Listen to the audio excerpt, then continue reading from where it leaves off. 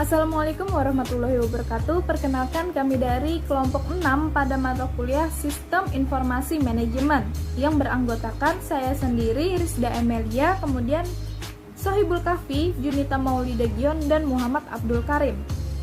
Nah, pada kesempatan kali ini kami akan membahas tentang sistem informasi akuntansi. Nah, langsung saja materi pertama yaitu pengertian akuntansi.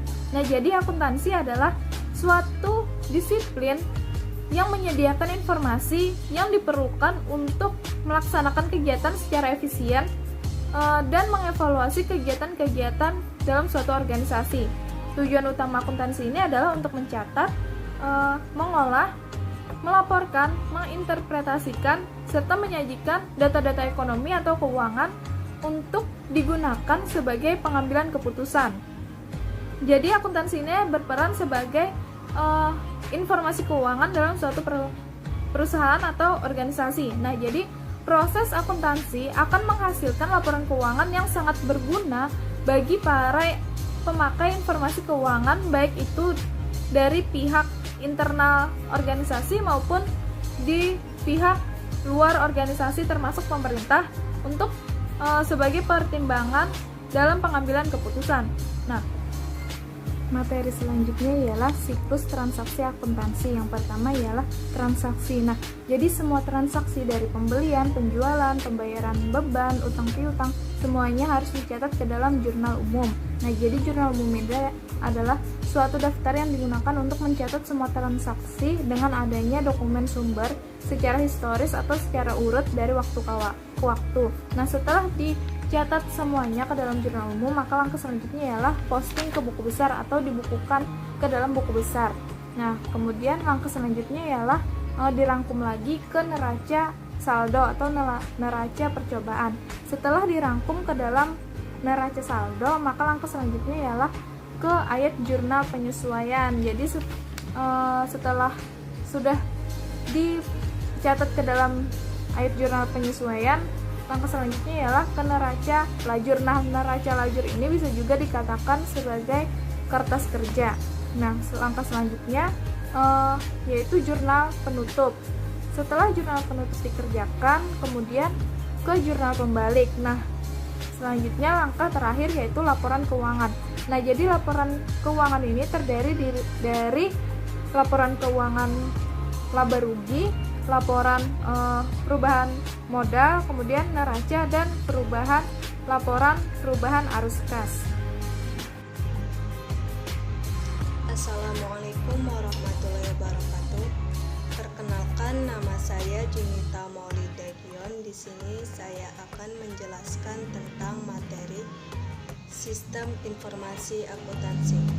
Sistem Informasi Akuntansi merupakan bagian salah satu terpenting dari informasi yang dibutuhkan oleh pihak manajemen.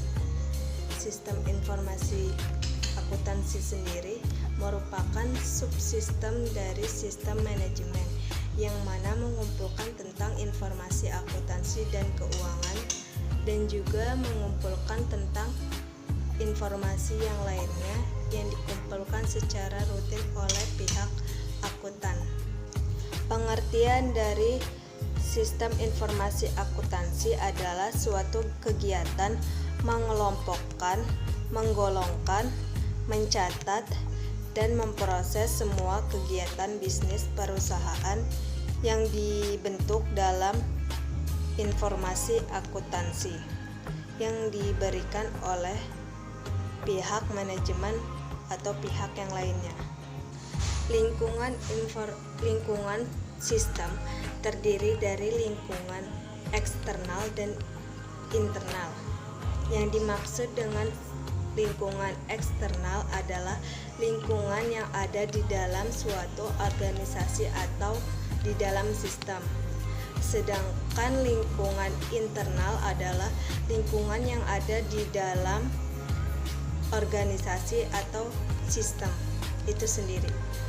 Jadi dapat disimpulkan bahwa sistem informasi akuntansi merupakan sistem informasi yang memberikan data tentang keuangan atau laporan tentang hasil akuntansi informasi kepada suatu perusahaan atau organisasi yang menggunakan atau dalam bentuk laporan keuangan.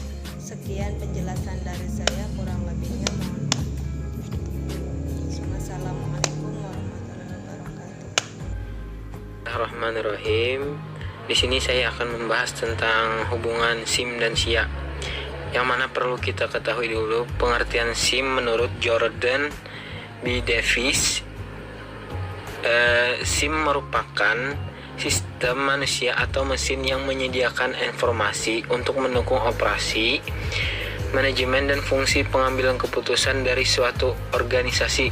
Sedangkan SIA menurut Wijayanto adalah susunan berbagai dokumen, alat komunikasi, tenaga pelaksana, dan berbagai laporan yang didesain untuk mentransformasikan data keuangan menjadi informasi keuangan. SIA sebagai subsistem dari SIM ini karena dia memiliki peranan penting.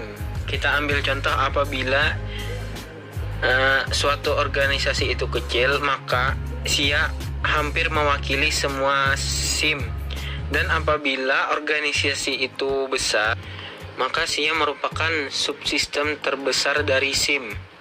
George M. Scott memberikan sejumlah angka untuk organisasi yang besar, sekitar sepertiga sampai dengan setengah dari total transaksi yang diproses adalah transaksi akuntansi, dan untuk organisasi yang kecil 70% atau lebih transaksi kebanyakan adalah transaksi akuntansi. Jadi dapat kita simpulkan, untuk memahami SIA berarti kita harus memahami SIM secara menyeluruh. Jika kita tidak memahami SIM secara menyeluruh, maka kita kemungkinan tidak akan memahami SIA juga. Yang kedua yaitu mengenai manfaat sistem informasi akuntansi untuk organisasi, diantaranya adalah yang pertama yaitu menyediakan informasi yang akurat dan tepat waktu sehingga dapat melakukan aktivitas utama pada value chain serta efektif dan efisien. Yang kedua yaitu meningkatkan kualitas dan mengurangi biaya produk dan jasa yang dihasilkan. Yang ketiga yaitu meningkatkan efisiensi. Yang keempat, meningkatkan kemampuan dan pengambilan keputusan. Yang kelima, meningkatkan sharing knowledge. Yang keenam, menambah efisiensi kerja pada bagian keuangan. Assalamualaikum warahmatullahi wabarakatuh. Bismillahirrahmanirrahim. Saya Sohibul Kahfi di sini akan melanjutkan pembahasan dari saudara Muhammad Abdul Karim, yaitu mengenai tujuan sistem informasi akuntansi. Pada dasarnya, tujuan sistem informasi akuntansi adalah untuk memberikan data dan informasi kepada perusahaan agar nantinya dapat berguna dalam menentukan langkah ke depannya yang dilakukan oleh perusahaan. Yang pertama yaitu mengamankan harta atau kekayaan perusahaan. Nah, jadi tujuan sistem informasi akuntansi ini dapat membantu menjaga harta perusahaan. Jadi misalkan kayak aset, kas perusahaan, semuanya itu didata. Hal itu berguna untuk dapat mengontrol keluar masuknya dana, kemudian juga dapat melihat siklus perusahaan tersebut. Jadi misalkan lagi naik bisa ditingkatkan lagi, misalkan lagi menurun bisa juga diatasi dengan cepat. Kemudian yang kedua, menghasilkan berbagai informasi untuk pengambilan keputusan. Nah, jadi informasi dan data dari sistem informasi akuntansi itu dapat membantu untuk mengambil keputusan apa yang akan dilakukan oleh perusahaan selanjutnya. Yang ketiga, menghasilkan informasi untuk pihak eksternal. Nah, di sini sebagai contoh, data tadi dapat memperlihatkan misalkan keuntungan dan kerugian perusahaan per tahun berapa persen. Nah, nantinya itu datanya berguna untuk melakukan pembayaran pajak misalnya. Kemudian yang keempat, menghasilkan informasi untuk penilaian kinerja karyawan atau divisi. Nah, jadi sistem informasi akuntansi juga dapat membantu perusahaan dalam menilai kinerja para karyawan. Jadi misalkan melihat produk dalam perusahaan itu banyak diminati, berarti karyawan dapat lebih ditingkatkan lagi dengan cara melayani para pembeli produk tersebut dengan ramah, sehingga para pembeli itu menjadi senang dan ia terus minat terhadap barang atau produk yang kita jual tersebut. Kemudian menyediakan data masa lalu untuk kepentingan audit atau pemeriksaan. Nah, jadi data atau informasi tersebut digunakan ya salah satunya ini jaga-jaga. Jadi misalkan apabila ada pemeriksaan, segala hal yang berhubungan dengan data atau informasi perusahaan itu dapat kita jabarkan atau kita perlihatkan secara detail.